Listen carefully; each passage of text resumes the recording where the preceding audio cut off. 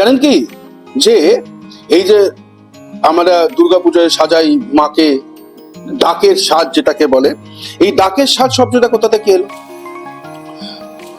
ডাকের সাজ শব্দটা আসার কারণ হচ্ছে গিয়ে যে আমাদের মাকে সাজানোর জন্য, মা দুর্গাকে সাজানোর জন্য যখন আমাদের রাজা নবকৃষ্ণদেব যখন একটা স্পেশাল সাজের অর্ডার করেছিল, যে সাজটা যখন আমরা 1756 এর পরে যখন আমরা সিরাজকে হারানো হলো, তারপরে যখন ক্লাইভ আসছে নবকৃষ্ণের দুর্গাপুজোতে, নবকৃষ্ণ বিশাল বড় করে দুর্গাপুজো করছে জাঁকজমকপূর্ণ, যেখান থেকে আসছে হচ্ছে গিয়ে, আগে তো দুর্গাপুজো ছিল যেটাকে বলা হচ্ছে গিয়ে পুজো, এখান থেকে হলো দুর্গা উৎসব।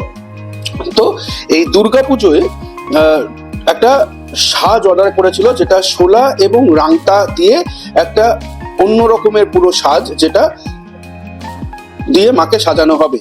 আর এই সাজটা কিন্তু আমাদের বাংলায় তৈরি হতো না, এই সাজটা বাইরে থেকে আনার ব্যবস্থা উনি করেছিলেন, এবং সেইটা জন্য উনি এই যে সাজটা বাইরে থেকে এলো ডাক যোগে, অর্থাৎ যেরকম চিঠি আসে সেরকমই ডাক যোগে এই সাজটা বাইরে থেকে আমাদের এখানে এসেছিল বলে এই সাজটাকে বলা হতে হলো ডাকের সাজ।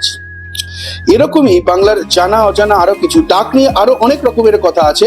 আপনি যদি আমার ইউটিউব বা ফেসবুকে দেখেন, ডাক নিয়ে ডাকাডাকি অনেক রকমের কথা আমি সেখানে বলেছি, সেটাকে ফলো করবেন, তাহলে আরো অনেক কিছু জানতে পারবেন এই ডাক ব্যাপারটাই এলো কোথা থেকে। দেখতে থাকুন সাথে কৌশিক, আমি কৌশিক, সাথে কৌশিক। ডাক নিয়ে অনেক রকমের ডাকাডাকি আছে।